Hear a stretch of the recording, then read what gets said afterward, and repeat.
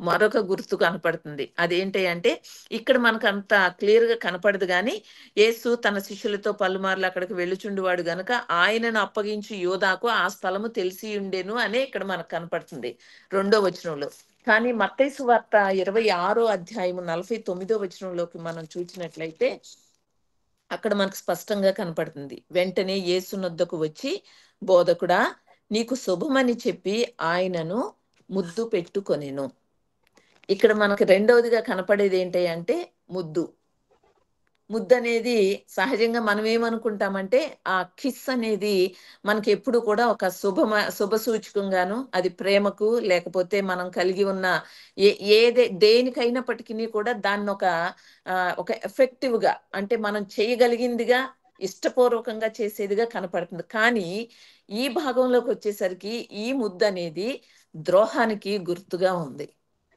3.5 సంవత్సరాల్లో దాదాపుగా ప్రతి స్థలములోనూ కూడా, ప్రతి చోట కూడా రక్షకుడైన, అలాగే గురువుగారైన యేసు యొక్క బోధలు ఎన్నో విన్నాడు యోధ. కానీ ఆ విన్న ప్రభువు యొక్క బోధలలో తాను కొంచెమే తెలుసుకోగలిగాడు. చాలా కొంచెమే తెలుసుకోగలిగాడు. వినడానికి చాలా విన్నాడు. కానీ తెలుసుకున్నది మాత్రం చాలా తక్కువ. ఈ ముద్దు అనేది ద్రోహానికి గుర్తు ఎందుకయిందనేది మనందరికీ తెలిసినప్పటికీ కూడా, మనము మన జీవితాలలో ప్రభువైన యేసును ఎంతవరకు ఎరిగి ఉంటూ ఉన్నాం? ప్రపంచం అంతా తెలుసు. ఈ రోజుల్లో మారుమూల ప్రాంతాల్లో కూడా ఈ సువార్త అనేది వెళ్తూ ఉంది. తెలియని అడవి జాతి లేదు. అడవి జాతులకు కూడా తెలిసిపోతూ ఉంది రక్షకుడైన యేసును గురించి. అయితే అందరికీ తెలిసినట్లుగా యేసు నాకు తెలుసని చెప్పుకునే యేసును మీరు ఎరిగి ఉన్నారా? లేక వారానికి 4 సార్లు మేము చర్చికెళ్తామండి, మందిరానికెళ్తామండి. ప్రతి ప్రార్థనలోనూ మేమే ఉంటామండి. సంఘంలో మేమేనండి మూల స్తంభాలము. లేకపోతే అన్ని విషయాల్లోనూ మేమే పెద్దలమండి అని చెప్పుకునే మీరు ఎంతవరకు యేసును ఎరిగి ఉంటూ ఉన్నారు? ఆ యేసును ఎరిగి ఉండడంలో మనం కలిగి ఉన్న అనుభవాలు ఏమై ఉన్నాయి అనేది చూసుకుంటే, ఈరోజు నిజంగానే ముద్దుతో యేసును అప్పగించాలనుకున్న యూదాలో ఉన్న ద్రోహపు చర్యలనేవి ఈ దినాల్లో ఎంతమంది ప్రజలలో ఉంటూ ఉన్నాయో, ఇంకా అవి ఎంతమంది ప్రజల్లో గూడుగట్టుకుని నివసిస్తూ ఉన్నాయో, అది వింటూ ఉన్నా, ఆలోచిస్తూ ఉన్నా ఎంత మనసు ఆక్రోశిస్తుందో చెప్పలేను. అది ఈ విషయాలు నేను చెప్పేది విశ్వాసుల గురించే సుమా. దేవుణ్ణి ఎరగని ప్రజల గురించి కాదు. ఇంకా వాళ్ళకే కొంత అవగాహన ఉంది.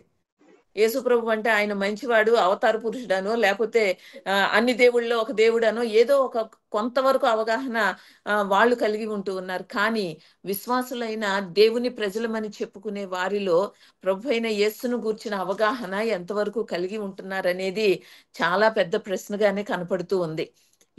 యూదా యేసును అప్పగించడానికి ఉపయోగించుకున్న గుర్తేంటి అంటే ముద్దు. ఎంత ధైర్యంగా తాను యేసును అప్పగించాలనుకున్నాడు. యేసేమో ఇష్టపూర్వకంగా తన ప్రజల కొరకు, నేను ఇందాక చెప్పినట్లుగా ఒక విమోచన క్రయధనముగా తన్ను తాను అప్పగించుకోవడానికి, తాను ఇష్టపూర్వకంగా నేను నా ప్రాణాన్ని పెడుతూ ఉన్నాను అని చెప్పిన ప్రభువు తన ఇష్టపూర్వకంగా ప్రాణం పెట్టడానికి సిద్ధపడుతూ ఉంటే, యూదా ఏం చేశాడంటే మోసంతోనూ, కత్తులతోనూ, అలాగే అక్కడికి వచ్చిన సైనికులతోనూ తాను చేయగలిపి ముద్దు పెట్టుకోవడం ద్వారా ద్రోహం తలపెట్టినట్లుగా మనకు కనపడుతుంది. యేసు యొక్క కార్యమేమో ప్రేమకు సూచనగా ఉంది. యూదా యొక్క చర్యేమో ద్రోహానికి సూచనగా ఉంది. ఎంత వ్యత్యాసం కనపడుతుందో చూసారా? గెత్సెమనే తోటలో యూదా యేసుతో కాకుండా శత్రువులైన వారితో చేతులు కలిపి వాళ్ళతో నిలబడ్డాడు. తనతో పాటు 3.5 సంవత్సరాలు తన వెంట తిప్పుకున్న తన శిష్యుల్లో ఒకడైన యూదా వెళ్ళి తనను పట్టుకోవడానికి వచ్చిన వారి వైపు నిలబడి సైనికులతో కలిసి ఇంత చర్యకు పాల్పడుతున్నాడంటే ప్రభువు యొక్క మనసు ఎంతగా ఆక్రోశించి ఉంటుందో ఆనాడు యోధాన్ని చూసి ఒక్కొక్కసారి ఆలోచిస్తూ ఉంటే, నమ్మక ద్రోహం అనేది ఆనాడు యోధా చర్యలలో జరిగిందని మనం బైబిల్ చెప్తేనో, లేదు బైబిల్లో చదువుతుంటేనో, లేదు ఇదిగో ఇటువంటి మాటలు వింటున్నప్పుడు అనుకుంటూ ఉన్నాం. కానీ దేవుని ప్రజలమైన మనము ఏ విషయాల్లో దేవునికి నమ్మకస్తులుగా ఉంటూ ఉన్నాం, ఏ విషయాల్లో నమ్మక ద్రోహులుగా మారిపోవలసి వస్తూ ఉంది. అబ్బెబ్బే! మాకు అటువంటివి లేవండి.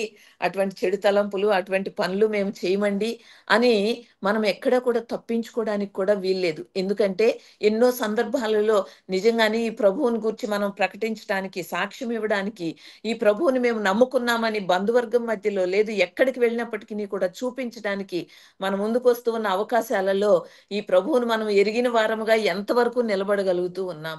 ఎంతవరకు దేవుణ్ణి నమ్ముకున్న వారమని నమ్మిన వారముగా ప్రభువును మనము ఊరేగిస్తూ ఉన్నాం. ప్రభువును ప్రకటిస్తూ ఉన్నాం. ప్రభువు కొరకు సాక్షులుగా జీవిస్తూ ఉన్నాం అనేది మనం ప్రశ్నించుకున్నట్లయితే అది నిజంగానే చాలా పెద్ద ప్రశ్నగానే ఉండిపోతూ ఉంది.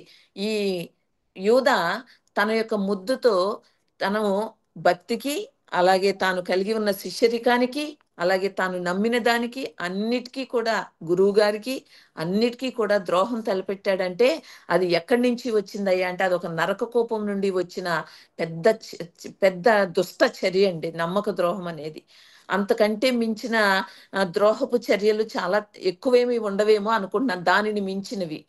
నమ్మక ద్రోహం అనేది మాత్రం దేవుని విషయంలో మనం ఎన్నడూ కూడా అటువంటి స్థితిలో ఉండడానికి వీల్లేదు. అసలు దేవుణ్ణి నమ్మామంటే నమ్మాం అంతే. నమ్ముకున్నామంటే నమ్ముకున్నాం. నమ్ముకున్నాం కానీ, మేము ఇదిగో ఇలా చేస్తాం, అలా చేస్తామని వివిధ రకాలైన చర్యలలో పాల్గొని, ఈ దేవుణ్ణి నమ్ముకున్నామని నమ్మక ద్రోహం చేసే ఈ యూదా ముద్దుతో అయితే తాను తెలియచేశాడు. కానీ చాలామంది ఈ దినాల్లో తమ యొక్క చర్యలతో తెలియచేస్తూ ఉన్నారు. అటువంటి నమ్మకం నుంచి తప్పిపోయే ద్రోహపు చర్యలలో ఎవ్వరూ కూడా ఉండకూడదని, అటువంటి చర్యలకు ఎవ్వరూ కూడా పాల్పడకూడదని నేను ప్రభువు పేరట మీకు తెలియచేస్తూ ఉన్నాను. నేను ఇందాక చెప్పినట్లుగా మనం అన్ని విషయాల్లో ఎదుగుదల కలిగి ఉండడానికి మనకు కావాల్సింది ఏంటంటే పోషణ కదా! ఆ పోషణ అనేది మనం మన బిడ్డలకి, మన పిల్లలకి మనం ఎలా అయితే పోషణ చేస్తామో వాళ్ళు అలా ఎదుగుతారు. అంతే గదా! ఆ పోషణలోనే మన పిల్లల యొక్క ఎదుగుదలను చూసి మనం ఏమనుకుంటాం? పోన్లే మనం పెట్టేది, మనం కలిగి ఉంది మన పిల్లలకి మంచి పోషణ ఇస్తుంది. ఆరోగ్యంగా ఉన్నారు అని ఎంత సంతోషపడిపోతామో. అలాగే దేవుని ప్రజలైన మీరు దేవుని యొక్క మాటలు వినడం ద్వారా, అలాగే మీ ప్రార్థనా జీవితాన్ని మెరుగుపరుచుకోవడం ద్వారా, దేవుని కొరకు నమ్మకస్తులుగా జీవించడం ద్వారా మీరు కూడా అలా పోషణ చేయబడినట్లయితే మీ ఎదుగుదలను చూసి దైవ సేవకులైనా లేక పరమందున మన తండ్రి అయిన దేవుడైనా ఎంత సంతోషిస్తాడో ఒకసారి ఆలోచించండి. అటువంటి దేవుణ్ణి నమ్మిన ప్రజలుగా మీరు మంచి పోషణ చేయబడిన ప్రజలుగా మీరు దీవించబడే స్థానంలో ఉండాలే గాని ద్రోహపు చర్యలు చేసే ముద్దుతో ద్రోహపు చర్యలు చేసిన యోధా వలె మాత్రం ఎవరు ఉండకూడదని ప్రభు పేరట తెలియచేస్తూ ఉన్నాను.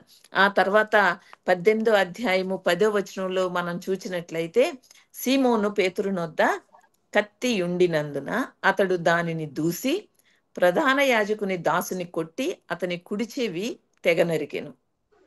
ఇక్కడ మనకు కనపడేది ఏంటంటే కత్తి, ద స్వార్డ్ అన్నమాట. కత్తి దేనికి సూచనగా ఉందంటే తిరుగుబాటుకి.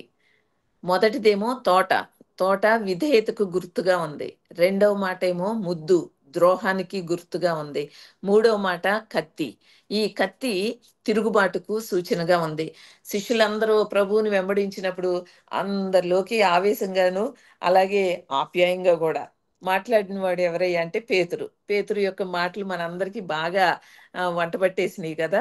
ఎందుకంటే మనందరికీ కూడా పేతురు యొక్క మాటలు గాని, లేదు అతడు చేసిన కార్యాలు గాని మనందరికీ బాగా గుర్తుండిపోతాయి. సముద్రం మీద ఆ నీళ్ళ మీద నడిచిన పేతురు కనపడతాడు మనకి. అలాగే ఆ ప్రభువుని వెంబడించడంలో పేతురు తాను కనపరిచిన అత్యాసక్తి, అసలు దుడుకువాడుగాను, త్వరపడి మాట్లాడేవాడిగాను, ఆవేశంగా మాట్లాడేవాడిగాను, ధైర్యంగా ముందుకెళ్ళేవాడిగాను ఎన్ని రీతులుగా పేతురు మనకు కనపడతాడు. అవన్నీ నిజమే. కానీ తన్ను తాను తన యొక్క స్థితిగతుల్లో మనం కలిగి ఉన్న భావాలు, అందున్న ఉద్రేకాలండి. నాలోనూ ఉంటాయి, మీలోనూ ఉంటాయి, పేతురులో కూడా ఉన్నాయి.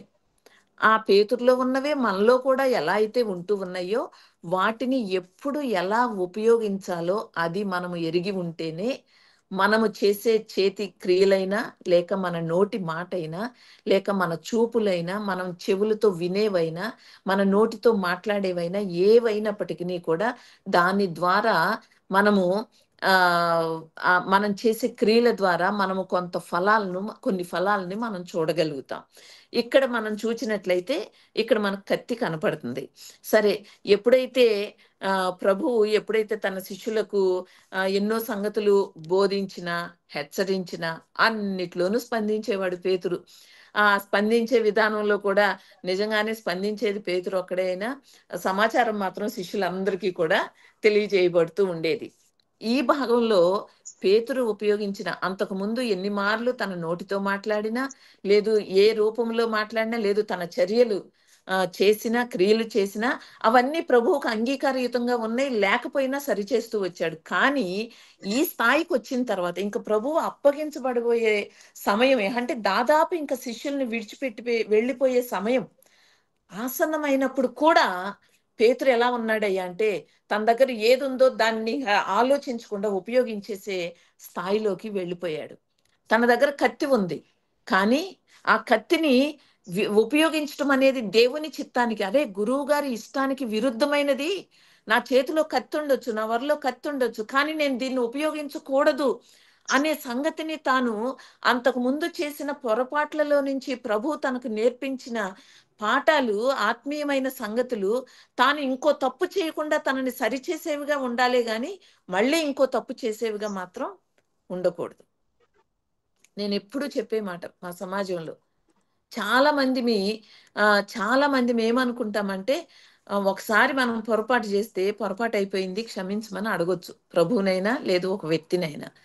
కానీ పదే పదే పొరపాట్లు చేస్తూ, పదే పదే క్షమించమని, క్షమాపణ గుణం కలిగిన దేవుడు గదా! నేను క్షమించమని అడుగుతానని పదే పదే అడిగితే, మనం కలిగి ఉన్న మన యొక్క స్థితిగతి మనందరికీ తెలిసింది. మనస్సాక్షి ఏమవుతుంది? పదే పదే క్షమించమని తప్పులు చేసే వాళ్ళకి క్షమించమని అడుగుతున్నప్పటికిని కూడా ఆ క్షమాపణ అనేది మనం పొందుకోకపోవడానికి కారణం ఏంటంటే, తప్పులు చేసే వాత వేయబడిన మనస్సాక్షిని కలిగి ఉండడం వల్లనే మనం ఆ క్షమాపణ అనేది పొందుకోవడం సాధ్యం కావడం లేదు.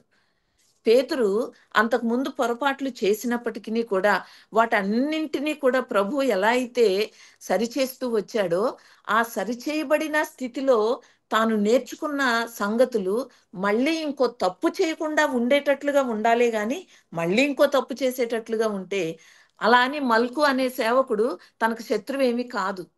తానేమి అప్పటికప్పుడు పంటికి పన్నన్నట్లుగా తనేమి పగ తీర్చుకోనక్కర్లేదు. లేదు అప్పటికప్పుడు తనొక చర్య చేసి, ఇంకేముంది నేను ఓ పని చేసేసాను, గురువుగారి దగ్గర మెప్పు పొందుకుంటాననే చర్య కూడా అనే క్రియ కూడా కాదది. కానీ పేతురు ఏం చేశాడంటే, తొందరపడి తన చేతిలో ఉన్న కత్తిని తిరుగుబాటుకు సాధనంగా తానేం చేశాడంటే ఉపయోగించి, ఆ సేవకుని యొక్క చెవి తెగ నరికాడు. అది ఎంత పొరపాటు జరిగిందో, ఎంత పొరపాటు చేశాడో, తన చేతిలో ఉన్న ఆయుధాన్ని తప్పుగా ఉపయోగించడం అనేది, ఆ తప్పు ఉద్దేశాన్ని కలిగి ఉండడం ద్వారానే తాను తప్పుగా దానిని ఉపయోగించడం ద్వారానే దానివల్ల దుష్ఫలితాన్ని పొందుకున్నాడనే సంగతి ఈరోజు మనకి పేతురు చేతిలో ఉన్న కత్తి ఏ ఏ తిరుగుబాటుకైతే సూచనగా ఉందో, అది మనకి ఈ సంగతులను నేర్పిస్తూ ఉందండి. అర్థమవుతుందనుకుంటున్నాను. మన జీవితాలలో మనం కలిగి ఉన్నవి, మన చేతిలో ఉన్న వాటిని మనం వేటి కొరకు, దేని నిమిత్తం, దేని కొరకు ఉపయోగిస్తూ ఉన్నాం. దేని కొరకు ఉపయోగిస్తూ ఉన్నాం. నాకెన్నో సంగతులు గుర్తుకొస్తున్నాయి. కానీ సమయం మన ముందు అయిపోతూ ఉంది. కానీ మీ చేతిలో ఉన్న దానిని దేని కొరకు ఉపయోగించాలో దానిని మీరు ఎరిగి ఉండడం అనేది చాలా చాలా అవసరము. అలాగే ప్రభువైన యేసు తాను చేయవలసిన పరిపూర్ణమైన కార్యానికి నిజంగానే ఇక్కడ పేతురు చేసిన చర్య అనేది ఎంతగా అడ్డుపడిందో, ఎంత అడ్డయిందో ఇక్కడ మనం చూస్తూ ఉన్నాం. ఎందుకు పేతురు ఇలా ఫెయిల్ అవుతూ వచ్చాడు అనే సంగతిని మనం చూసుకోవలసి వస్తే, గెత్సెమనే తోటలోనేమో మెలకువగా ఉండమంటే నిద్రపోయాడు. అలాగే ప్రభు చెప్పే మాటలకేమో అడ్డుపడి ప్రశ్నలు అడిగేవాడు, వాదించేవాడు. అలాగే కొన్నిసార్లు ఏంటంటే తన చేతిలో ఉన్నది, ఇదిగో ఇప్పుడు ఈ కత్తే ఉంది, దానిని ఉపయోగించిన అవసరం లేదు, కానీ దానిని ఉపయోగించాడు. అంటే యేసు తాను చేసిన పరిచర్యలోనైనా, లేదు చెప్పిన మాటల్లోనైనా ప్రభువుని ఎంత అమితంగా ప్రేమించినప్పటికీ కూడా పేతురులో ఉన్న తన స్వభావంలో ఉన్న బలహీనతలను మాత్రం తాను వదిలించుకోలేకపోయాడు. తనలో ఉన్న తిరుగుబాటు స్వభావం అనేది అక్కడ ప్రభువు అప్పగింపబడే సమయంలో కూడా బయటపడిందంటే ఎంత బలహీనంగా తన యొక్క లోపల ఉన్న లోపాలనేవి ఎంత బలహీనంగా బయటపడుతూ వచ్చినాయో, ఎంతగా పనిచేస్తూ ఉన్నాయో వాటన్నింటినీ కూడా మనము ఈరోజు గుర్తుంచుకుని నిజమే నా దగ్గర ఉన్నది ఏంటి? నా నోటి మాట ఒకవేళ తొందరపాట, అమ్మో! నా నోటి మాటని నేను అదుపులో ఉంచుకోవాలి. అది ఎక్కడ ఎలా మాట్లాడాలో అలాగే నేను మాట్లాడాలి. అంతేగాని తొందరపడి మాట్లాడి నా నోటి మాటను నేను జార విడుచుకోకూడదు అనేది మనం గ్రహించుకోవాలి. భక్తి మనకి చాలా మేళ్ళు, ఉపకారాలు, ఆశీర్వాదాలు లేక అవసరతలు తీర్చిన మాట, తీరుస్తున్న మాట నిజమే. కానీ అదే భక్తి మనకి వివేకమును, అలాగే మనం కలిగి ఉండవలసిన భక్తిని పత్యంతో, నిష్టతో, భక్తి సూత్రాలతో దానిని మనము పాటించటము అంతము వరకు కూడా మనము కలిగి ఉన్న దానిని గట్టిగా పట్టుకోవడం అనేది చేపట్టి దానిని మనం కాపాడుకోవడం అనేది చాలా చాలా అవసరమని, ఆ విషయంలో మీ మనసు గాని, మీ మాట గాని, మీ చర్యలు గాని ఎక్కడ తిరుగుబాటు చేస్తూ ఉన్నాయో దానికి మీరు కొంత కళ్ళెం వేసి దాన్ని మీరు స్వాధీనపరుచుకోవాలి, అదుపు చేసుకోవాలని నేను మీకు ప్రభువు పేరట మనవి చేస్తూ ఉన్నాను. పేతురు ఎంత చెడ్డ సాక్ష్యాన్ని ఇక్కడ సంపాదించుకున్నాడు. ప్రభువు అద్భుతాల్లోనేమో తన యొక్క కృపను చూపించి, తన యొక్క ప్రేమను కనపరిచి, తన కనికరంతో ప్రజల దగ్గరకు వెళ్ళి వాళ్ళ మధ్యలో ఉండి కనికర సంపన్నుడైన దేవుడిగా తన్ను తాను కనపరుచుకుంటే, పేతురేమో వచ్చిన ప్రభువును పట్టుకోవడానికి వచ్చిన వారి ముందు తనలో ఉన్న కఠినత్వాన్ని, తిరుగుబాటు స్వభావాన్ని, అలాగే తన చర్యలలో దానిని చూపించటం అనేది ఈ గెత్సెమనే తోటలో ప్రభువు తన్ను తాను అప్పగించుకోవడానికి ముందుగా జరుగుతూ ఉన్న ఈ సందర్భాలన్నింటిలోనూ కూడా పేతురు మరలా ఇంకొక మారు తాను బలహీనుడు, తనలో లోపముంది అనే దానినే ప్రభువు ముందు నిరూపించుకున్నాడు. ఎంత బాధాకరమో కదండి! ఎంత బాధాకరమో. ప్రభు కొరకు జీవిస్తున్నామని చెప్పుకునే మనము, క్రైస్తవులమని పేరు కలిగిన మనము, మన జీవితాలను దేని కొరకు పణంగా పెడుతూ ఉన్నాం, దేని కొరకు మనం ఈ జీవితాలను ఖర్చు చేస్తున్నాం అనేది ఒకంత పరిశీలన చేసుకుందాం. ఆ తర్వాత చూచినట్లయితే 11వ వచనం నుంచి 14వ వచనం వరకు మనకి మరొక గుర్తు కనపడుతుంది. యేసు కత్తి వరలో ఉంచుకోమన్నాడు. తర్వాత 11వ వచనంలో తండ్రి నాకు అనుగ్రహించిన గిన్నెలోనిది నేను త్రాగకుందునా అని పేతురుతో అనెను. ఇక్కడ మనకు కనపడే మరొక గుర్తు ఏంటి అంటే గిన్నె. గిన్నె అనేది సమర్పణకు గుర్తుగా ఉందండి. మొదటిది మనకి ఏం కనపడుతుందంటే తోట విధేయతకు గుర్తుగా ఉంది, ముద్దు ద్రోహానికి గుర్తుగా ఉంది, కత్తి తిరుగుబాటుకు గుర్తుగా ఉంది, అలాగే గిన్నె సమర్పణకు గుర్తుగా ఉంది. పేతురు చేతిలోనేమో కత్తి ఉంటే ప్రభు చేతిలో ఏముందని చెప్తున్నాడు? తండ్రి నాకు అనుగ్రహించిన గిన్నెలోనిది నేను త్రాగకుందునా. ప్రభు చేతిలో గిన్నె ఉంది. పేతురు చేతిలో ఉన్న కత్తి ఏం పని చేసిందో, ఎలా తిరగబడిందో మనం చూసాం. కానీ ప్రభు చేతిలో ఉన్న గిన్నె ఏం చేస్తుందంటే, ఆ గిన్నె ఏమి అయి ఉన్నప్పటికీ కూడా, ఆ గిన్నెలో ఏమి ఉన్నప్పటికీ కూడా తండ్రి తనకు అనుగ్రహించిన గిన్నె కాబట్టి ప్రభు ఏం చేశాడయ్యా అంటే దానిని తన చేతిలోనికి తీసుకున్నాడు. సహజంగా మనం ఏదైనా చేయాలంటే ఎంత విశ్లేషణ చేస్తామో, ఎన్ని ఎంక్వైరీలు చేస్తామో, ఎన్ని రీతులుగా మనకున్న సందేహాలు, మనకున్న అనుమానాలు వాటన్నింటినీ కూడా ఎన్ని రీతులుగా మనము దానిని కాచి వడపోయాలనుకుంటాము. కానీ విధేయుడైన కుమారుడిగా ప్రభు అయిన యేసుక్రీస్తు తండ్రి తన చేతికి అప్పగించిన గిన్నెలో ఏముంది అని అడగలేదు, ఏముందో చూడలేదు, ఏం కావాలో చెప్పలేదు. తండ్రి తన చేతికి అప్పగించాడు. దాంట్లో శ్రమలున్నాయి, ఎన్నో నిందలున్నాయి, ఎన్నో అవమానాలున్నాయి. అన్నిటికంటే ముఖ్యంగా ఈ మానవాళి రక్షణార్థమై తాను చెల్లించవలసిన వెల, తాను చేయవలసిన త్యాగం, యాగం ఉంది. ఆ గిన్నెలో ఏముంది అనే ప్రశ్నతో కాకుండా, ఆ గిన్నె నా తండ్రి చేత సిద్ధం చేయబడింది కాబట్టి అది నేను నా చేతిలోకి తీసుకుంటానని తీసుకుని నీ చిత్తమైతే ఈ నా ముందు నుంచి నా యొద్ద నుంచి ఈ గిన్నె తొలగించమని అని, అయినా నీ ఇష్టమే తండ్రి అంటాడు ప్రభు. ఎంత గొప్ప విధేయుడైన కుమారుడు. తను తాను సమర్పించుకున్న విధానము, ఆ విధేయతకు, తన గిన్నెలో తాను స్వీకరించిన గిన్నెలో ఉన్న దానిని నెరవేర్చడానికి తన్ను తాను అప్పగించుకున్న విధానము, తన్ను తాను తగ్గించుకున్న విధానము, తన్ను తాను సమర్పించుకున్న విధానము. మనమేమి ఈ రోజున ఆ త్యాగాలు ఏమీ చేయనక్కర్లేదు గాని, ఈ జీవితాలను దేవుని కొరకు త్యాగ సహితంగా జీవించితే చాలు. సమర్పణ భావంతో మనం ఈ జీవితాలను ప్రభువుకు సమర్పించుకుని, దేవునికి అంకితమైన జీవితాలుగా మనం ఈ జీవితాలను అర్థవంతంగా జీవిస్తే చాలు. దేవునితో సమానంగా ఉండడం కూడని భాగ్యమని ఎంచుకొనకుండా దాసుని రూపాన్ని ధరించాడు. తన్ను తాను రిక్తునిగా చేసుకున్నాడు. తన్ను తాను తగ్గించుకున్నాడు.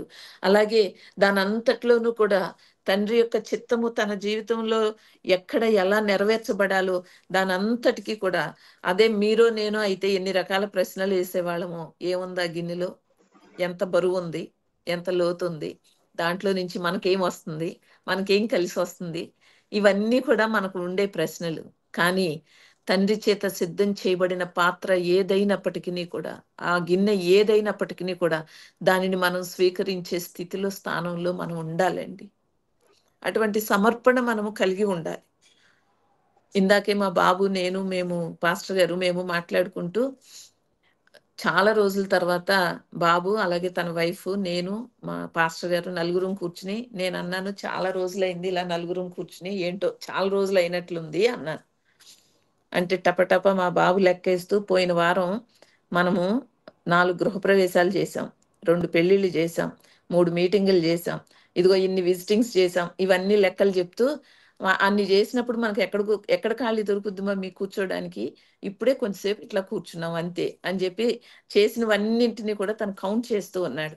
అప్పుడు నాకు అనిపించింది, ఎంత గొప్ప ఆధిక్యతని ఇచ్చావు నాయన, ఎంతో మందికి లేని భాగ్యాన్ని ఇచ్చావు మాకు. ఈ జీవితాలను ఆయనకు సమర్పించుకున్నామంటే ఆ సమర్పణలో ఎన్నో ఉంటాయి. అలా అని అన్ని మార్లు ఇలాగే ఉంటాయా అంటే ఉండవు. కానీ ఏ రూపంలో ఉన్నప్పటికీ కూడా మన యొద్దకు తీసుకురాబడిన పాత్ర, లేక గిన్నె, లేక సమయం, లేక అవకాశం, ఏ రూపంలో వచ్చినప్పటికీ కూడా దాని కొరకు మనల్ని మనము సమర్పించుకున్నట్లయితే, అది ఏదైనప్పటికీ కూడా ఆ సమర్పణ అనేది ఏం చేస్తుందంటే, మనల్ని ఒక గొప్ప పని నిమిత్తము, మనల్ని ఒక గొప్ప పాత్రగా, అంటే ఉపయోగపడే పాత్రగా మనల్ని తయారు చేస్తుంది. అలా తయారు చేయబడిన పాత్రలుగా మీ జీవితాలను మీరు ప్రభువుకు సమర్పించుకోవడం ద్వారా, అలా దేవునికి ఉపయోగపడే పాత్రలు కావాలని, ఆ పాత్రలను మనము తండ్రి చేత సిద్ధం చేయబడిన ఏ పాత్రనైనప్పటికీ కూడా మనం అందుకోవడానికి సిద్ధపడిన వారంగా ఉంటే చాలు. ఎందుకంటే తోటలో ఉన్న ప్రభువు అలాగే దానిని స్వీకరించాడు. నీ ఇష్టమే చెయ్యి నాయనా, నీ చిత్తమైతే తొలగించు, అయినప్పటికీ కూడా నీ ఇష్టమే. అంటే ఆ పాత్రను తాను అందుకోవడంలో, స్వీకరించడంలో చివరిసారిగా మరలా ఇంకొక మారు తండ్రికి విధేయుడైన కుమారుడిగా ప్రభువు తన్ను తాను సమర్పించుకున్నాడు. అలాగే ఈ జీవితాలను ప్రభువుకి మీరు సమర్పించుకుని ఉన్నట్లయితే, ఆ సమర్పణ ఒక రోజుతో అయ్యేది కాదు. అది నిత్యము ఎల్లప్పుడూ కూడా మనము మన జీవితాలను నూతనమైన సమర్పణలతోనే మనం మెరుగుపరుచుకోవాలి గానీ, ఎప్పుడో 10 ఏళ్ల క్రితం నమ్ముకున్నాము చాలు అనుకుంటే సరిపోదు. అది ఎప్పటికప్పుడు. నేను మళ్ళీ చెప్తున్నాను, ప్రతి సంవత్సరం వస్తుంది గుడ్ ఫ్రైడే, ప్రతి సంవత్సరం వస్తుంది ఈస్టర్. కానీ ఆ అనుభవాలున్నాయి చూసారా? అవి పోయిన సంవత్సరపు అనుభవాలుగా మాత్రమే మిగిలిపోకూడదు. ఈ సంవత్సరం మళ్ళీ ఒక నూతనమైన అనుభవం, ఓ నూతనమైన కార్యం, ఓ నూతనమైన సమర్పణ. మేము గుడ్ ఫ్రైడే రోజు పాద పరిచర్య చేస్తాము ప్రతి సంవత్సరం కూడా సమాజంలో. అంటే చాలా ఇయర్స్ మధ్యలో గ్యాప్ తీసుకున్నాము. మళ్ళీ కోవిడ్ తర్వాత మొదలుపెట్టాము 2 ఇయర్స్ నుంచి. లాస్ట్ ఇయర్ 4 ఆడపిల్లలు ఆ ఇంట్లో. నలుగురు ఆడపిల్లలు కూడా అనుకున్నారంట, ఈరోజు ఏమైనా సరే లతాంటి కాళ్ళు కడగాలి అని. అలా అని ఎప్పుడు పని కట్టుకుని మేము పలానా పలానా అని ఫిక్స్ చేసుకోము. ఎవరిని ఫిక్స్ అంతమంది ప్రజల్లో అసలు అది సాధ్యం కాదు. ఎప్పుడు ఎవరు కూడా కోరుకోరు. అలా అసలు ఎవరిని కూడా మేము అసలు ఎంకరేజ్ చెయ్యం. ఆ రోజు వాళ్ళు అనుకున్నారన్న సంగతి నాకు తెలవదు. నేను మామూలుగా సరే నాకొక 25, 30 మంది కడుగుతారు. అలాగే నేను వాళ్ళకి ఎంతమందైతే నా పాదాలు కడుగుతారో వాళ్ళందరి పాదాలు నేను కూడా కడగాలనుకుంటాను, కడుగుతాను. అది నాకెంత దీవెన కలిగిస్తుందో చెప్పలేను. నేనెంత దీవించబడతానో చెప్పలేను. పోయిన సంవత్సరం కరెక్ట్‌గా నేను కూర్చున్నాను. వాళ్ళు నలుగురు కరెక్ట్‌గా వాళ్ళు కుర్చీల్లో కూర్చునున్నారు. నేను వెళ్ళాను. వెళ్ళి నేనంటున్నాను వాళ్ళతో, "అరేయ్! ఈరోజు మీ నలుగురు పాదాలు నేను కడిగేస్తాను" అని చెప్పి నేను మామూలుగా కడిగేశాను. నేను కడిగిన తర్వాత వాళ్ళు నలుగురు ఒకేసారి వచ్చి నా కాళ్ళ మీద పడిపోయి నా పాదాలు కడుగుతున్నారు. అయిపోయిన తర్వాత ఒక్కొక్కళ్ళు నా మెడ మీద పడి ముద్దు పెట్టుకొని ఏడుస్తా, "ఆంటీ ఈరోజు మేము ఇంటి దగ్గర ఇట్లా అనుకునొచ్చాం ఆంటీ. అసలు నిజంగా మేము అనుకున్న సంగతి మీకు తెలవదు. మీరు అనుకోకుండా వచ్చి మీరే మా పాదాలు కడిగారు. అసలు ఇదంతా దేవుడు చేసిన కార్యం ఆంటీ" అని చెప్పి అంటే అవకాశం. ఆ అవకాశం రావడం అనేది నాకప్పుడు అనిపించింది. ప్రభువా! ఎంత మంచి అవకాశం ఇచ్చావు నాయన. ఈ అవకాశాన్ని నేను పోగొట్టుకుంటే నేనెంత పోగొట్టుకునేదాన్నో, నేనేం మిస్ అయ్యేదాన్నో అని ఆ రోజు నిజంగా దేవుడిని ఎంత అది నేనసలు మర్చిపోలేకపోతున్నాను. ఆ అనుభవాన్ని నేను మర్చిపోలేకపోతున్నాను. అంటే మనం కలిగి ఉన్న దాంట్లో ఎప్పుడు పాదాలు కడుగుతాం. లేదు ఎప్పుడు గుడ్ ఫ్రైడేలు, ఈస్టర్‌లు జరిపించుకోవడం అది వాడుక కాదు. ఆచారం కాదది. అది మనకొక అనుభవం కావాలి. అందులో మన యొక్క సమర్పణ ఉండాలి. ఆ సమర్పణలో నుంచి మనకొక దీవెన మనము తిరిగి మరలా దేవుని దగ్గర నుంచి పొందుకునేదిగా ఉన్నట్లయితే, మీరు దేన్నైనా సమర్పించుకోండి. తిరిగి మరలా దేవుడు దానికి రెట్టింపు దీవెనతో మిమ్మల్ని నింపి, ఆశీర్వదించి వర్ధిల్ల చేస్తాడు. అటువంటి ఆ ఆమేన్. అనుభవాన్ని ఆ గిన్నె అనుభవము అంటే సమర్పణ అనుభవాన్ని మీరు మీ ఆత్మీయ జీవితంలో ఒకవేళ ఇప్పటికే ఉన్నప్పటికీ కూడా ఓ నూతనమైన సమర్పణ అనుభవం అనేది మీరు పొందుకోవడం అనేది చాలా అవసరం. ఇకపోతే చివరిగా ఐదో గుర్తు మనం చూచినట్లయితే 18థ్ అధ్యాయంలోనే 15-27 వరకు ఉన్న వచనాల్లో మనం చూచినట్లయితే అక్కడ మనకి 3 పారాగ్రాఫ్స్ ఉంటాయి. 15వ వచనం నుంచి 18వ వచనం వరకు, అలాగే 19 నుంచి 24 వరకు, అలాగే 25-27 వరకు. 3 వాటిల్లోనూ కూడా పేతురు బొంకిన విధానం మనకు కనపడుతుంది. అక్కడ మనకి ఇక్కడ 25వ వచనంలో కదా మంట అంటే ఫైర్ అన్నమాట. ఆ ఫైర్ అనేది దేనికి గుర్తుగా ఉందంటే ఒప్పుకోకపోవడం, అంగీకరించకపోవడం, ఒప్పుకోకపోవడం. ఇందులో నుంచి మనకందరికీ తెలుసు. పేతురు ఎలా అయితే బొంకుతూ వచ్చాడో. ప్రభువు ముందే చెప్పాడు పేతురు బొంకుతాడని. అయినా గాని పేతురు కనపరిచిన ధైర్యము, ప్రేమ, ఇష్టము గురువుగారంటే అవన్నీ విన్న వాళ్ళకి, చూచిన వాళ్ళకి ఏమనిపిస్తుంది? ప్రభువే సరిగ్గా అర్థం చేసుకోలేదు పేతుర్ని.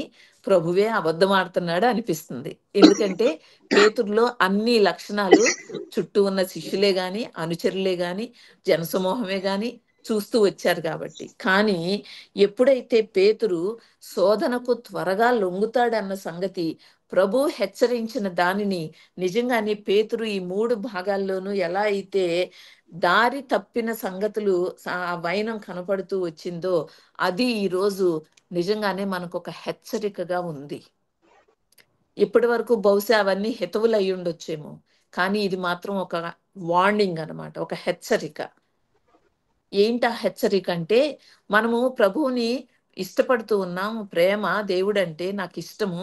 ఆయన కొరకు నేనేమైనా చేస్తాను, ఎలా అయినా జీవిస్తాను, ఎంతైనా ఈ జీవితాన్ని ఖర్చు చేస్తాను అని చెప్పుకునే మాటల రూపంలో మాత్రమే కాకుండా, మన ముందుకు వచ్చే పరీక్ష సమయాలలో, శోధన సమయాలలో ముఖ్యంగా శోధన సమయాలలో ఎలా శోధించబడినప్పటికిని కూడా దానిలో నుంచి మనలో నుంచి శుద్ధ సువర్ణమే బయటకు రావాలి గాని, ఇదిగో పేతురులో నుంచి వచ్చిన బలహీనతల రూపంలో ఎన్నడూ ఒక్క మారు కూడా మనలో నుంచి ఆ బలహీనతలనేవి మనలోని ఉండకూడదు. ఆ ఉన్నవై సమాధైపోవాలి, మరుగున పడిపోవాలే గాని, అవి ఎన్నడూ కూడా మరలా దేవుని చిత్తాన్ని జరిగించడానికి అవి విరుద్ధంగా పని చేయకూడదు. అలా ఎప్పుడైతే మనలో బలహీనతలనేవి లేకుండా ఈ జీవితాలను, ఈ ప్రభువుని అంగీకరించామని చెప్పుకుంటూనే, ఈ ప్రభువుని మనము అమ్మివేసే, లేక అల్లరిపాలు చేసే, లేక అవమానపరిచే రీతిలో ఎక్కడ ఈ జీవితాలు ఉంటూ ఉన్నాయో వాటిని మనము పరీక్షించుకోవడం అనేది అది మనకు ఒక పెద్ద హెచ్చరికగానే మనము తీసుకోవాలి. ఆనాడు పేతురు విషయంలో ఎలా అయితే ప్రభువు ముందే తెలియచేశాడో, అయినప్పటికీ పేతురు ఎలా శోధనలో త్వరగా పడిపోయాడో, త్వరగా శోధనకు లోనైపోయాడో, అటువంటివి ఆ వార్నింగ్స్ అనేవి, ఆ హెచ్చరికలు అనేవి మనకు వస్తూ ఉన్నప్పుడు కడు జాగరూకులమై మనం ఈ జీవితాలను చాలా చాలా చాలా చాలా జాగ్రత్తగా ఈ జీవితాలను మనం జీవించవలసిన వారమై ఉన్నామని తెలియచేస్తూ, చివరిగా మనము ఏదైనా తోట అనుభవంలో మనము ఏం పోగొట్టుకున్నామో దానిని గుర్తు చేసుకున్నాం. అలాగే గెత్సెమనే తోటలో మనం కలిగి ఉండవలసిన విధేయత లేక సమర్పణ మనం ఏ ఏ రీతులుగా కలిగి ఉండాలో దానిని నేర్చుకున్నాం. మళ్ళీ ఇంకో తోట కూడా రాబోతూ ఉంది మనకి. అవకాశం వస్తది. అది ఎక్కడుందయ్యా అంటే ప్రకటన గ్రంథంలో ఉంటుంది. అది ఇప్పుడు అప్పుడే మనకు అక్కర్లేదు. అదే ఏంటయ్యా అంటే పరలోకం. ఆ పరలోకంలో ఉండేది ఏంటయ్యా అంటే తృప్తి, ఆనందం, నిత్య జీవం, శాశ్వత జీవితం. మనకు కావలసినవన్నీ ఈ లోకంలో మనం ఎలాగూ దక్కించుకోలేం. కానీ మనకు కావలసినవన్నింటినీ కూడా మనం పొందుకునే ఒక గొప్ప రాజ్యం మన కొరకు సిద్ధం చేయబడుతుందని, ఆ తోటలో మన ప్రభువుతో కలిసి మనము నిత్యము కూడా ఆయనతో కలిసి జీవించే సమయం, సందర్భం, అవకాశం తప్పకుండా మనందరికీ వస్తుంది. ఆ అవకాశాన్ని దక్కించుకోవాలంటే ఇప్పుడు మీ చేతిలో ఉన్నవి, ఇప్పుడు చెప్పినట్లుగానే ఇదిగో ఈ 5 చిహ్నాలలో మీరు మీ చేతిలో ఏం కలిగి ఉంటూ ఉన్నారు? మీ చేతిలో కత్తుందా? ఉంటే దాన్ని ఎలా ఉపయోగిస్తూ ఉన్నారు? లేక మీ చేతిలో గిన్నె ఉందా? ఉంటే దాన్ని ఎలా ఉపయోగిస్తూ ఉన్నారు? లేక మీ ముందుకు అవకాశాలు వస్తూ ఉన్నాయా? ఆ అవకాశాలను మీరు ఎలా వినియోగించుకుంటూ ఉన్నారు?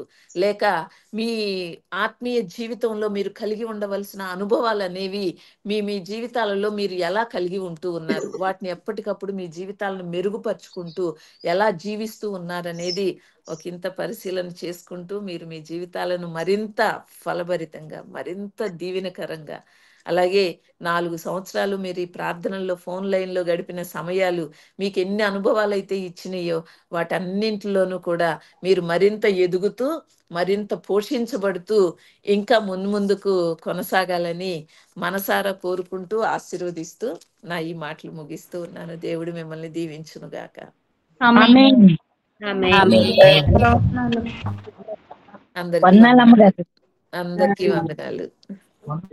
వందనాలమ్మ. అక్క ప్రార్థన చేయండి అక్క. చేసేనా? ఓకే, అయితే ప్రార్థన చేసుకుందాం.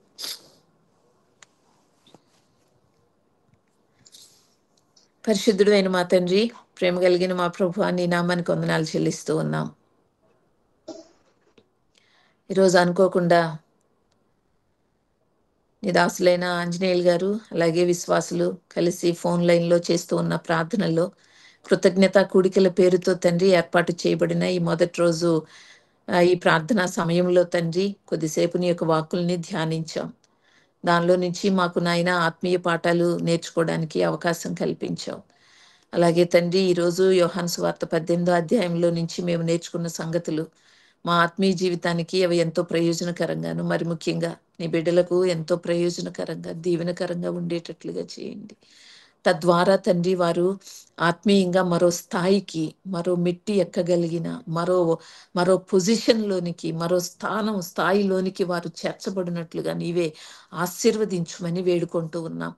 లోపభూయిష్టమైన జీవితాలతో కాకుండా, బలహీనతలతో కాకుండా, అవిధేయతతో కాకుండా, తిరుగుబాటుతనంతో కాకుండా తండ్రి నాయన లెక్కలేనితనంతో కాకుండా, అప్పగించే ధోరణిలో కాకుండా, ద్రోహపు చర్యలతో కాకుండా తండ్రి అలాగే ఒప్పుకోలేని స్థితిలో కాకుండా, ఎక్కడ అటువంటి స్థితిగతులు అనేవి లేకుండా తండ్రి విధేయతతోనూ, సమర్పణతోనూ, ప్రేమతోనూ, అలాగే తండ్రి నాయన నువ్వు ఏ పాత్రగానైతే నాయన నీవు సిద్ధం చేస్తూ ఉన్నావో అలాగే నాయన నీ చిత్తం అనేది ఏ రూపంలోనైతే నీ బిడ్డల జీవితాలలో అది నెరవేర్చబడవలసి ఉందో ఆ నీ చిత్తానికి లోబడే సమర్పణ కలిగిన, విధేయత కలిగిన మనస్సును, అలాగే నీ ఎడల వారు కలిగి ఉన్న ఆ ప్రేమను, అలాగే తండ్రి వారి భక్తి జీవితము మరింత మెరుగుపరచబడడంలో నాయన, అలాగే అటు కుటుంబాల్లోను, సంఘంలోను నమ్మకస్తులుగా ఉండడంలో నీ బిడ్డలను మరింతగా బలపరచమని వేడుకుంటూ ఉన్నాం. మరింత బలపరచండి నాయన.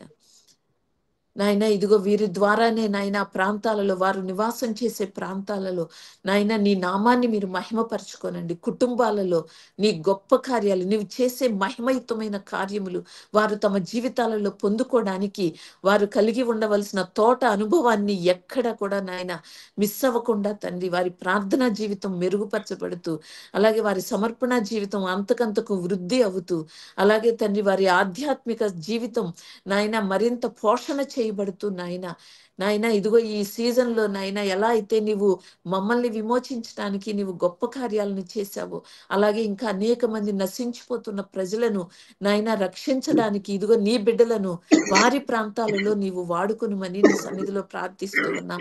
అలాగే నీ దాసులైన ఆంజనేయులు గారిని వారి కుటుంబాన్ని మీరు ఆశీర్వదించండి. అక్కడున్న సంఘాన్ని మీరు దీవించండి.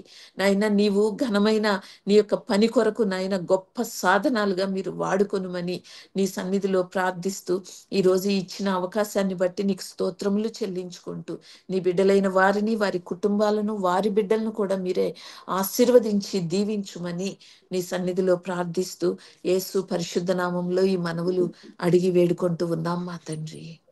ఆమేన్. ఆమేన్. చాలా చాలా కృతజ్ఞతలు. ఆమేన్.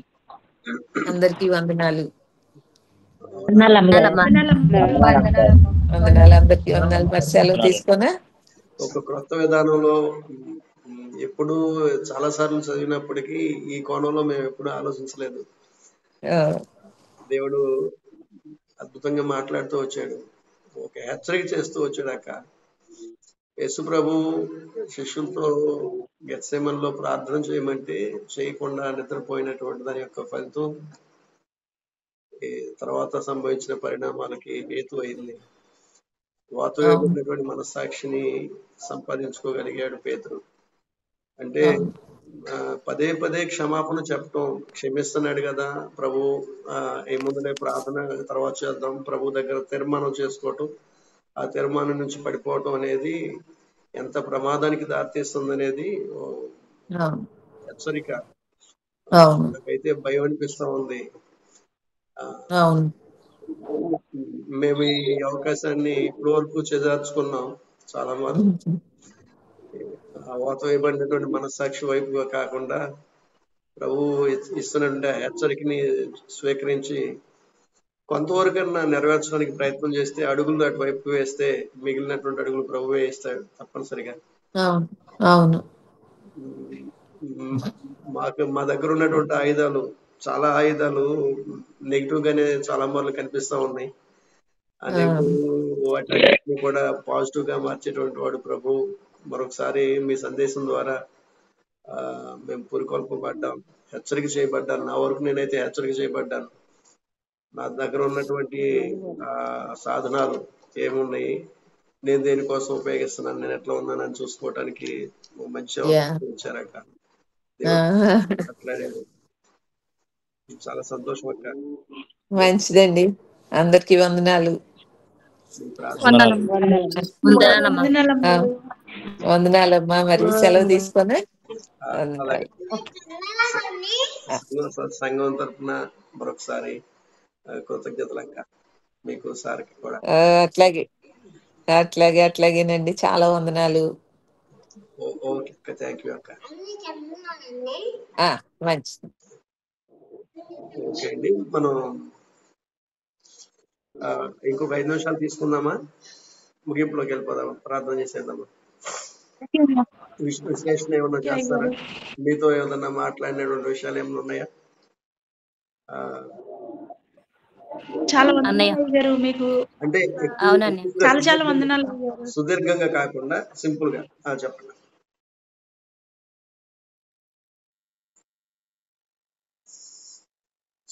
నా మట్టి అన్ని కూడా చూసుకోవాల్సిన విషయాలేనన్నయ్య.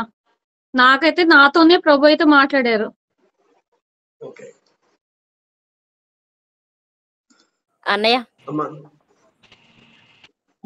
ఫస్ట్ ఆఫ్ ఆల్ అంటే అసలు ఎప్పుడు ప్రార్థన చేసే సమయంలో ప్రార్థన చేయకుండా తర్వాత మనకు మెలకు వచ్చినప్పుడు ప్రార్థన చేస్తే దానికి ఉపయోగం ఉండదు కదా.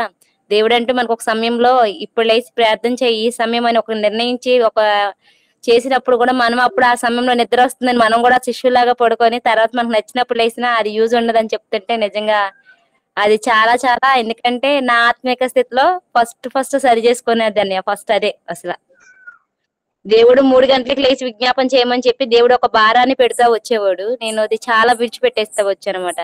నా శరీరం వైపే చూసాను, నా శరీర బలహీనత వైపే చూసే గానీ దేవుడి మాటని నిర్లక్ష్యం చేస్తూ వచ్చేది. ఒకప్పుడు నా విధేయత ఇప్పుడు లేదు. ఆ తోటలో ఉన్న విధేయత, దానికి సాదృశ్యమైన విధేయత నాలో లేదు, ఇప్పుడు తగ్గిపోయింది. నా శరీర బలహీనత వైపే చూస్తున్నాను నేను.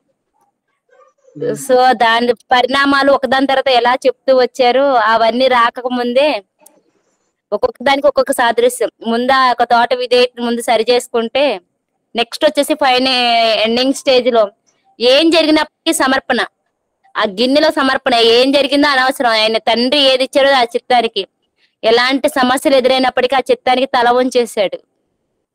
కానీ మన సమస్య వచ్చినప్పుడు నాకు ఇంత భయంకరమైన పరిస్థితులు నాకెందుకు అనుమతిస్తున్నావు అనేసి ఎదిరించే స్థితి నాలో ఉంటుంది. సో ఈ 2 మాత్రం డెఫినెట్ గా అది కరెక్షన్. ఈ 2 స్టార్టింగ్ ఎండింగ్ లోపాలన్నీ నాలోనే ఉన్నాయండి. ఎవరికి వాళ్ళని చూసుకుందాం. ఇప్పుడు నాలో ఉన్నాయి అని చెప్పుకొని మనం కనపరుచుకున్న కన్నా ఎవరికి వారంగా చూసుకుని పరిశీలన చేసుకుని ఆ లోపాలను సరి చేసుకుంటే, నాకు మాత్రం ఒకటి భయం అనిపించింది. ఏమని, ప్రభువు చెప్పినప్పుడు లోబడినట్లయితే, విధేయత చూపించినట్లయితే ఈ పరిణామాలను ఉండే కావ్యం బహుశా.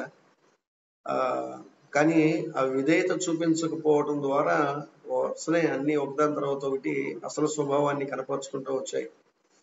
మనం ఎన్నో మార్లు ప్రభువు మాటలు వింటూ ప్రార్థన చేస్తూ ఎదుగుతున్నాం అనుకుంటూనే పడిపోతున్న పరిస్థితి. దాని నుంచి బయటకు వస్తూ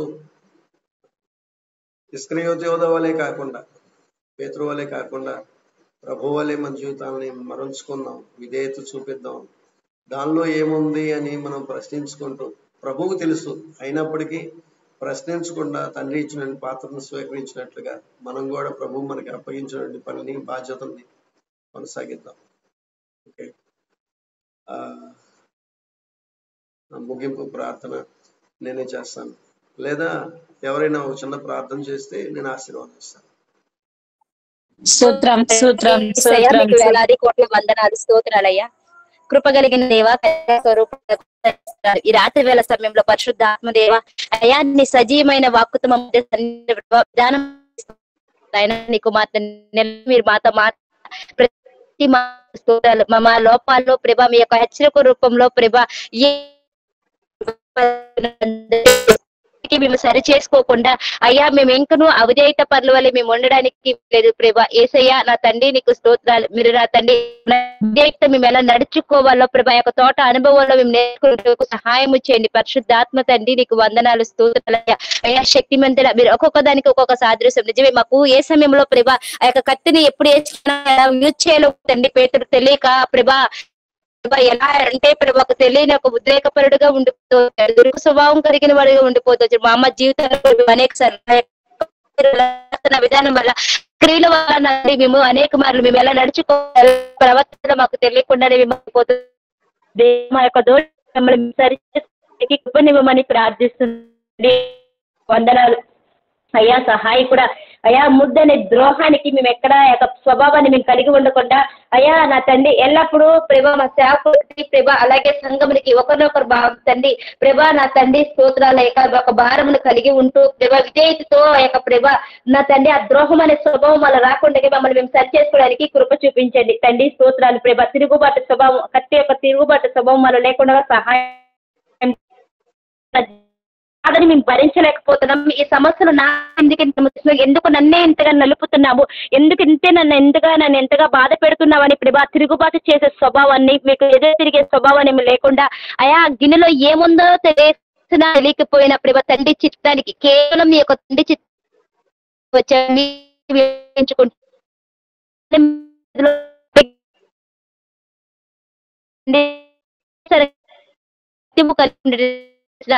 ప్రార్థన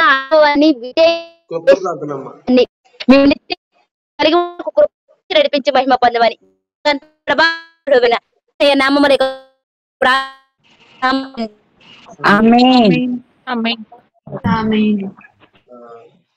పద్మారావు గారు, వాసిపోయిన పద్మారావు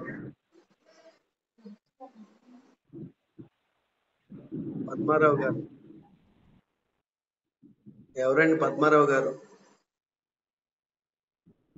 గన్నవరం అంకుల్ అండి. పద్మారావు గారు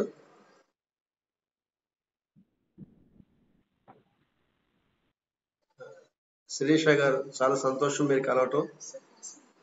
సుహాసిని, తర్వాత ఈ వైపు నుంచి అంజలి, సహోదరి అంజలి, దీపిక, మీ అందరికీ మా కృతజ్ఞతలు. పద్మారావు గారికి కృతజ్ఞతలు. మిగిలినటువంటి అందరూ కూడా మా సర్టిఫికెట్లు. వందనాలు. Praise the lord. అంకుల్ గారు మీరేనా? ఓకే, వందనాలండి. Thank you. అదే చక్కటి చాలా సంతోషం.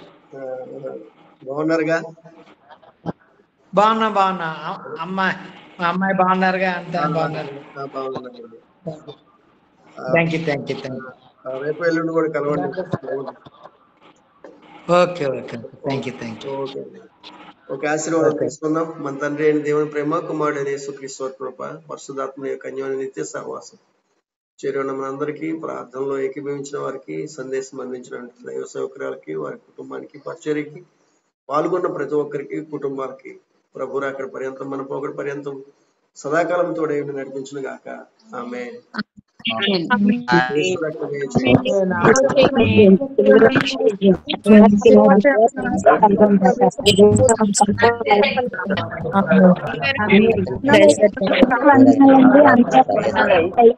సంపూర్ణ నేను తిరిగాక. ఆమేన్. అయ్యగారికి, అమ్మగారికి వందనాలండి. అందరికీ వందనాలండి. సెలవు తీసుకుంటాం. సుహాసిని ఎలా ఉన్నావురా? సుహాసిని అక్క బాగున్నాను అక్క. ప్రైజ్ లార్డ్ అక్క. ప్రైజ్ లార్డ్ రా. తమ్ముడు ఎలా ఉన్నాడు? బాగున్నాడక్క. ఓకే, క్లియర్ అయిపోయిందిగా నొప్పి? అవునక్క. ఫస్ట్ హెప్సీ అక్క చేసింది అక్క, మరి నువ్వు చేసిన తర్వాత క్లియర్ గా అయిపోయింది అక్క. టాబ్లెట్ ఏం వేసుకోలేదు. ఓకే, టాబ్లెట్ వేసుకోకుండానే హీల్ అయిపోయింది అక్క, నువ్వు ప్రేయర్ చేయగానే. దేవుడు కృపనాన, దేవుడు చేశాడు. అవునక్క. థ్యాంక్స్ అక్క. మనం అంతా దేవునికి చెప్పాలరా థ్యాంక్స్. చెప్పినానక్క దేవునికి కూడా. ఏం కాదు. నొప్పి అంటే చాలా భయంకరంగా వచ్చింది అక్క. నొప్పి ఎప్పుడు రాలేదు. అభాషణ అయినప్పుడు కూడా రాలేదు, అంత పెయిన్ వచ్చేసింది. కాళ్ళు చేతులు కరెంట్ షాక్ కొడితే జిమ్ అని ఎట్లా షేక్ అవుతాయి, అట్లా అయినాయి.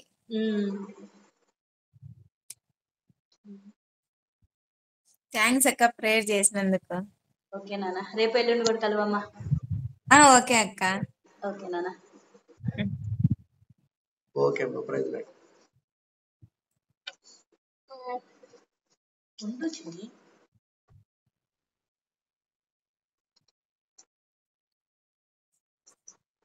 అది అక్కడ చూసారా?